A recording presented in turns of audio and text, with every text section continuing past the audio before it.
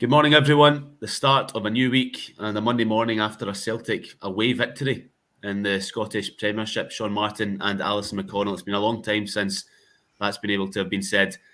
But Celtic got it over the line with not too long to go. Jota scored the winner, 2-1 against Aberdeen. The result was more important than the performance yesterday. I think that was largely accepted throughout the support, and that's what happened. Celtic managed to get the 3 points over the line. Sean, what did you make of it generally? I think it was Chris Sutton that said after it that it was an ugly-ish win, and I think that was probably accurate. But that's what Celtic were struggling to get in the past couple of months. I think we've all spoke about it. But that said, that there were still decent passages of play, I thought, and statistically they created enough chances to score a couple, and they did, even though they only get 2 shots on target. I think we've heard the kind of term coin flip game a few times this season. I think if we're going to go with this as another coin flip game, then it's the first one that you could say has really gone Celtic's way, even though the performance maybe wasn't as deserving as several of the other so-called coin flip games. Alison, what were your main takeaways? Yeah, I think I would agree pretty much with what Sean's just said. I think it showed a side of Celtic that we've not seen in recent months. I think just the ability to grind out a result and come away with the points. I think we've spoken about it repeatedly in recent weeks about the need to just make sure you're taking the win and putting the result before performance at times.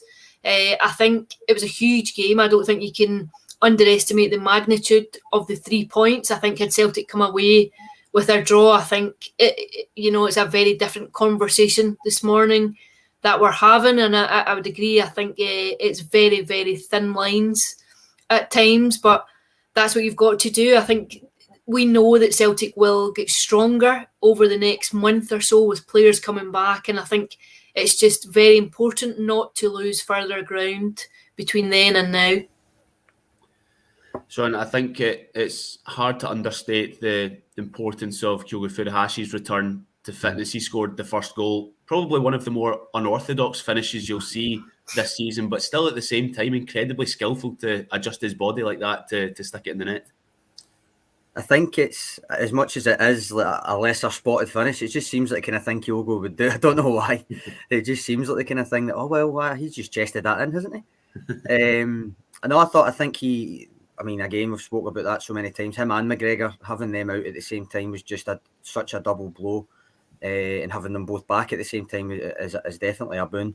I think Kyogo's movement up front is just night and day between him and Ajeti. Even though Ajeti scored a couple while he was in, I think the movement and the tone that he sets up front is already irreplaceable for the way that he wants to play.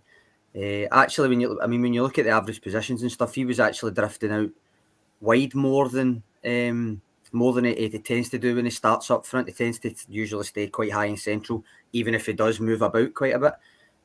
But I think maybe because I think we'll come on to near Beaton, but because Beaton was sitting deep, which allowed McGregor slightly further forward, which in turn allowed Turnbull even more further forward, Kyogo had kind of more license to kind of drift where he wanted, even if it was further wide.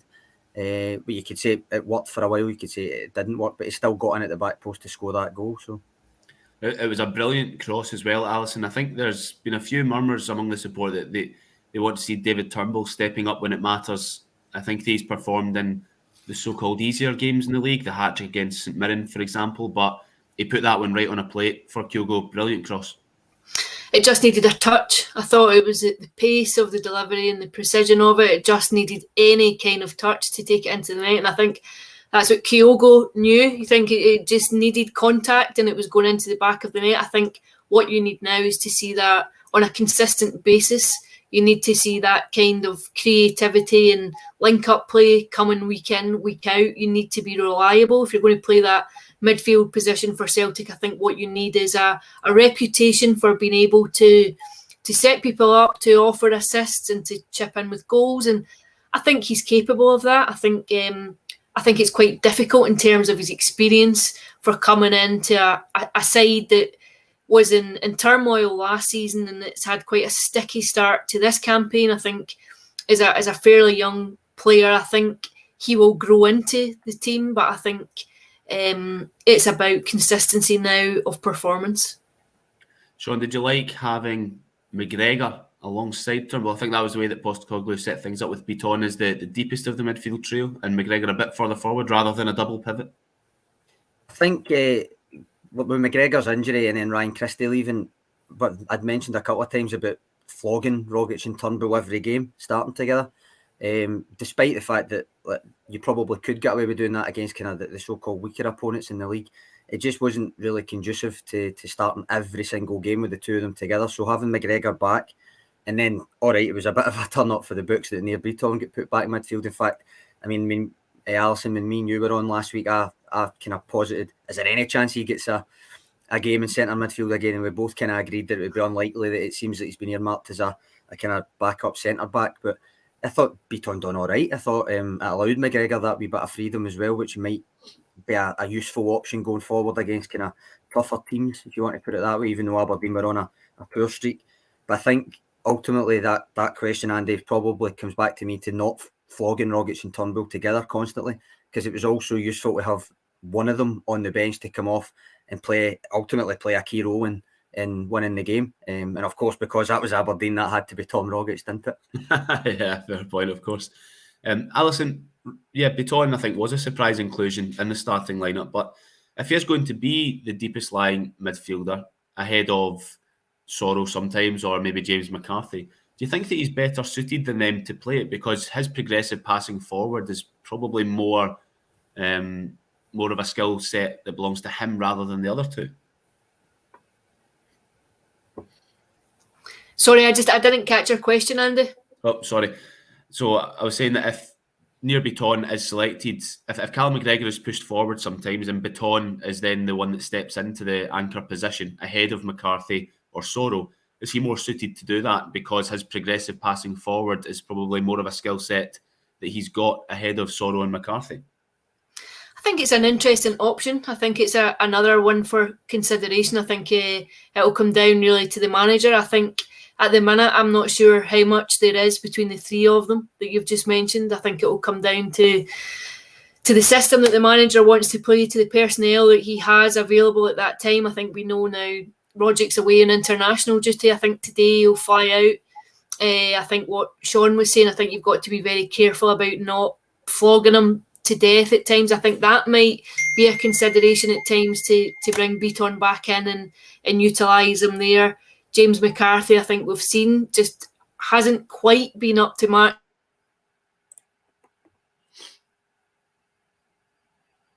Oh, we've lost Alison. For anyone tuned in, Alison was saying before we came on here that there were Wi-Fi repairs going on around her neighbourhood, so I wonder if this is them intervening. Apologies. Yes. I'm sorry, it's as frustrating for me as it is for you, I'm sure. No, that's all right. We've got you back now. You were in full flow there, but you did cut out. So if you can pick up from where you left off if you want. Yeah, I'm just saying, I think it'll come down to personnel availability, really. I don't think that we'll see a huge amount of Nir Beaton this season. I think there are probably jerseys that are there in front of him, but I don't think that there's much between him and Sorrow and James McCarthy at the minute. David Bradley's in the comments, guys, saying that Jota has to be signed at the end of this season. He's made a pretty good transition to Scottish football, I would say, showing a couple of goals already, an all-important one last night against Aberdeen. And it was at the end of a great flowing move, very patient build-up, great run from Montgomery in behind. Rogic picked him out. The ball across was calm and collected, and Jota had gambled at the right time. Yeah, I think actually on that move, Montgomery, to show the kind of composure in that instance, I mean, his head could have gone after the way that he stepped forward and was essentially useless on the line for the Aberdeen goal. So I think that was a testament to his character later on to actually make the run and to actually pick him out. But I think Jota, that's a couple of times he's moved to the right wing and he's looked effective as well, which is a good option to have if you can switch between the two of them. I'm intrigued actually to see him on the right a wee bit more often if that comes to pass. But I think for Jota, there's obviously so far so good. I'm enjoying his kind of persistent side as much as his skills at the moment, which I don't know if everybody was expecting to see that kind of side to him. I think the Dundee United game, certainly in my ratings, I mentioned that he stood out for having like a will to win going forward that others didn't seem to really match that day. But against Aberdeen, I thought it was more that he clearly wouldn't let himself be kind of bullied by young Calvin Ramsey. The two of them were kind of going at it with niggly wee fouls all afternoon. And I thought that showed you the kind of side to his game that is not just about the kind of the dribbling, the shooting and stuff. And I think that bodes well as well for playing in Scottish football. Yeah, he does seem to have that side to him, a bit of aggression internally, just kind of inherently built into him, rather than just all the step overs and the fancy flicks and tricks, Alisson. And if he does continue at this rate for Celtic, and it comes to April, May, and Celtic decide, you know what, yeah, we're going to keep this guy. Is there already a price set, or do they have to negotiate with his parent club for that? Because how much is he worth, really? I think I think he's impressed. I think he came in. He's another like Abada that I think came in and made an immediate impression. He played as though he's familiar with his teammates and familiar with his surrounds, and made an immediate impact. I think it's been a very impressive contribution that he's made. In terms of the fee, I think generally what you find is that the fee is agreed when the loan deal is there, that there's a figure made between the two clubs in terms of what goes on and what could come to pass. But I think if he continues in the same vein that he is just now, then I think you would definitely anticipate that it's something that Celtic would look at. From one end of the pitch to the other, Sean, Mark Hamilton's not impressed. Our defence is dire at times. Is that a fair comment after yesterday's showing? Was there much to worry about in defence? And Aberdeen scored from a set play near Beaton. Probably not tight enough to lose Ferguson, whose finish was a fairly fortuitous one. It deflected off his shoulder and looked over Montgomery on the line. But any major qualms from the defence yesterday? I think he maybe Dyer's a bit much, but there certainly is still a shakiness to them. There's an element. Do you actually trust the defence not to concede? And I don't think many fans do. That said, I mean there was a couple of not bad moments. I mean Carter Vickers with a kind of a last ditch headed clearance yesterday was quite an impressive moment. But I do agree that they are shaky, and that said though, they're not necessarily conceding more goals than like the teams round about them. I mean, they've conceded the same as Rangers. It comes back to these coin flip games again to me. That the perception maybe would be a wee bit better if those coin flip games had, even two more of those coin flip games had went Celtic's way. Because statistically, they've not conceded any more than Rangers, who are top of the league. But I do agree that you can't shake that. There's a nervousness to that defence still. Is it so? Who is going to make way then? Because when Christopher Jullien makes his way back to fitness, Alisson, I think that he will be given a chance in the team to go and build match fitness rather than just running fitness. So is it Carter Vickers, who's come straight into the team ahead of Welsh since he signed, that makes way, or Starfelt, who has probably been the shakiest of the three of them so far this season, but was one of the marquee signings of the summer? So it's a hard balance to strike.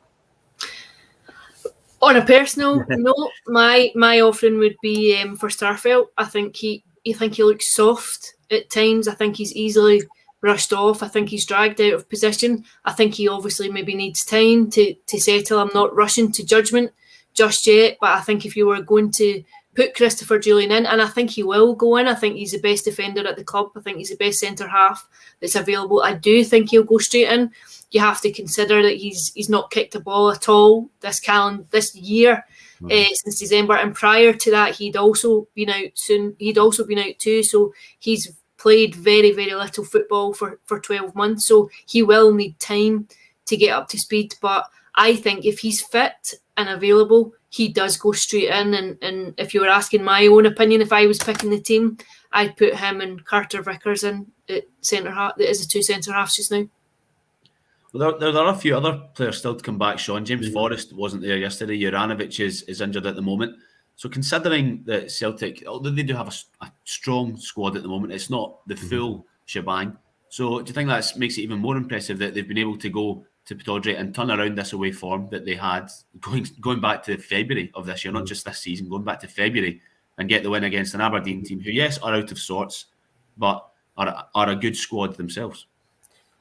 I think it's stopped. It's arrested that slide. It's not. I don't know if I could say it's turned it around yet, because you need to get a few, I would say, to turn it around to make sure it's not a monkey on your back at all. But you're right that there's a few players. I mean, I mentioned a couple of times in a kind of analysis piece I'd done of the squad before the transfer window shut, and then another one after the transfer window shut. And ideally, the starting 11. I mean, there's a comment here in the comments, obviously, like what's the best 11, and this essentially comes in to what Alison was saying there about the centre backs. And I think, like, I mean, I'm going to answer this because I already done a squad depth chart, so I can answer it right away. Like, to me, it would be Joe Hart, and then a back four of Juranovic, Carter Vickers, Jullien, and Taylor.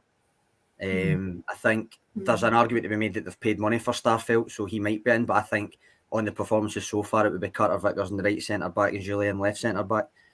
Midfield, it depends on the opponent, but I think probably the strongest three is McGregor, Turnbull, and Rogic. But if you're playing a stronger opponent, you could argue, like they did yesterday, that it's either one of Beaton, Soro, or McCarthy, with McGregor further forward, and then probably Turnbull seems to be the kind of number one creative midfielder. And then up front, I would think when Forrest is back, he's still the kind of number one winger. So it would be Forrest on one flank, Jota on the other, and Kyogo through the middle. I don't know if you agree with that. I would agree with that. I do. I think James Forrest is one of the most underrated Celtic players of recent years. I think his contribution, his stats are extraordinary when you break them down. I think he offers so much. I thought Celtic missed him hugely last season. The assists, the goals, when you take them out, I thought he's one of those players that you appreciate what he offers only when he's not there and you're not getting it. I think there's real competition for that side, given what Abada's contributed to. But I think what that might mean is that you're not playing Forrest to death either, because if you looked at the last 4 seasons or so, and he's topping 55, 60 games routinely for club and country, I think there was almost an inevitability about the injury issues that beset him last season. So I think when you do have options, it means you can afford to pick and choose in terms of game time. Is there not a risk? I think that Forrest will come back in and play when he's fit, and he has been a huge miss, Alison. I think you're right, but it's important as well, I think, to allow Abada to continue on this run of form that he's built as soon as he's signed for Celtic, really. I mean, if his progress is disrupted or stunted at all by continuous spells on the bench, it's not going to do him any good, is it? I mean, there's plenty of games to go around, though, and I think that's like what Alison's point is there, that it means you don't need to play Forrest the 50 games or whatever. It'll sort of not be 50 games now, but you know what I mean? You don't need to play him twice a week, every week. If you've got Abada or even Jota, it just depends what one's playing better at the time, you would say. Because that the fact that Forrest would be back would give you the option to rotate the wingers.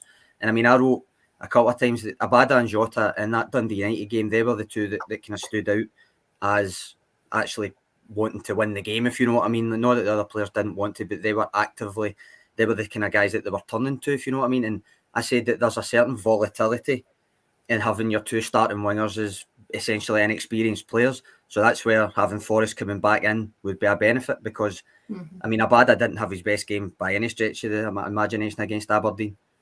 But that's going to happen when it's a young player, an inexperienced player. So having Forrest there means that it's not as much pressure on Abada as much as anything else. Alison, is the international break coming at a frustrating time for Celtic now, given that they've managed to stop the rot and get a win on the board? They'd rather build on this rather than have a couple of weeks to reassess and reset. Not for me, no. I think it gives an opportunity now to get players back like Forrest and Jullien. It gives you time to work with them. I think it gives you time just to take stock. I think it's been a fairly sobering month since the last international break. I think there's an opportunity now for reflection on that. I think it gives the manager time to think about things that it's time that he's maybe not had, but given the 2 games every week, I think this now gives them a break to just reassess where they are to bring people back. I think the flip side of that too, though, is that players going off on international duty. I think as a club manager, you're always maybe a little nervous about players coming back. You saw it just in the last one, Kyogo come back with an injury that was fairly disruptive to Celtic. So I think there's that element of it. But just in terms of the breather, I actually think that it's welcome at the minute. All right, well, we'll see how many or if any of them come back with fitness concerns or not, and then it's straight back to domestic action for Celtic. But Sean, Alison, thanks for joining us, and we'll be back again tomorrow. Thank you. Cheers, Andy.